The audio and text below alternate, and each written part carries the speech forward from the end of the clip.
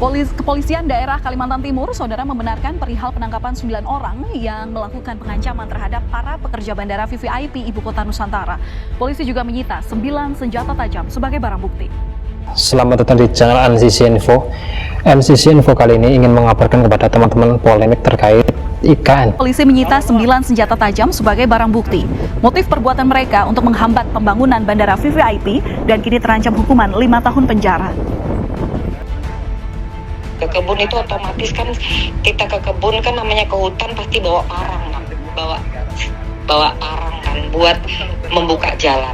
Nah, pas mereka ke kebun lagi ada alat berat kerja, sedangkan padahal sudah dikasih peringatan dari pihak kami, tidak ada boleh pengerjaan apapun di lokasi kami, di tanah kami, apabila belum ada pembayaran. Kini petani sawit di 3 kelurahan Kabupaten Penajam Pasir Utara, Kaltim, kini berhadapan dengan kepolisian lantaran mempertahankan lahan sawit yang mereka beli sejak tahun 80-an. Sekarang nasib 9 orang kelompok petani ini telah dikriminalisasi dan ditangkap polisi dengan cara digerebek saat sedang akan makan. Menurut warga setempat yang saya ketahui pada situs media Indonesia, kronologi penangkapan dimulai saat Dinas Perkebunan dan Bank Tanah berjanji akan menghitung verifikasi tanam tumbuh sawit di kebun mereka yang akan diganti untung. Namun 9 orang dari kelompok itu langsung digerebek dan ditangkap sehari sebelum jadwal verifikasi dimulai. Kronologi kejadian bermula saat kelompok tani dijanjikan adanya ganti untung lahan dari perkebunan sawit mereka. Lahan mereka akan dijadikan lokasi pembangunan bandara VVIP IKN. Mereka tidak menolak adanya ganti untung itu, namun mereka meminta ada perhitungan penggantian yang sebanding dengan jumlah sawit yang sudah tumbuh. Di sisi lain, pihak keluarga mengatakan kelompok tani itu ditangkap secara semena-mena dan tanpa surat penangkapan. Lebih lanjut, pihak keluarga mengatakan kelompok tani itu hanya sekedar menuntut hak mereka perihal lahan mereka yang diambil untuk kebutuhan bandara.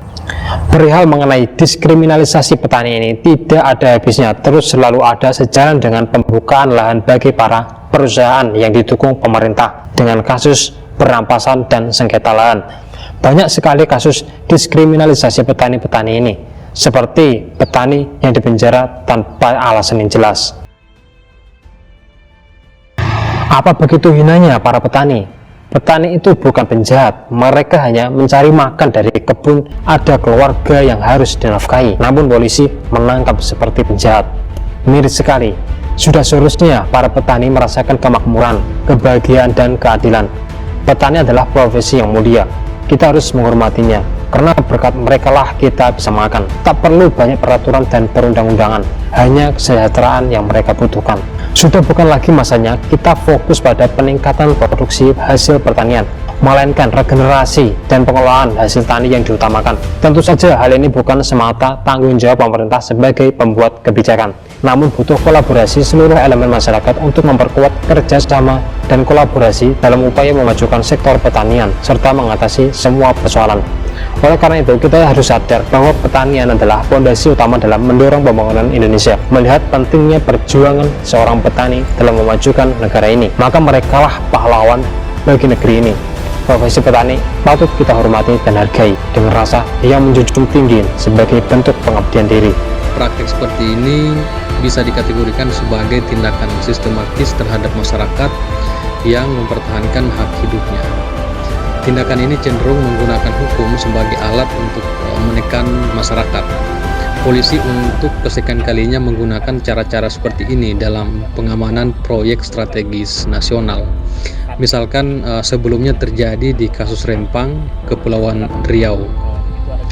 Dan belum lama ini terjadi kasus penembakan masyarakat adat di Seruyan, Kalimantan Tengah. Justru menjadi dikasih label bahwa mereka akan mengganggu proyek pembangunan, padahal seharusnya perspektifnya adalah bahwa justru proyek IKN inilah yang datang belakangan dan mengancam kehidupan masyarakat. Nah, sehingga ketika memang lokasi yang hendak dibangun IKN ini tumpang tindih dengan tempat tinggal masyarakat, justru yang seharusnya dikedepankan adalah terpenuhinya hak-hak masyarakat. Jadi bukan kebalikannya, justru seolah-olah masyarakat yang kriminal, lalu setelah itu juga bisa jadi kita melihat ini ada potensi untuk menjadikan ini modus untuk mengusir masyarakat dengan cara mengkriminalkan masyarakat yang kritis terhadap proyek ini.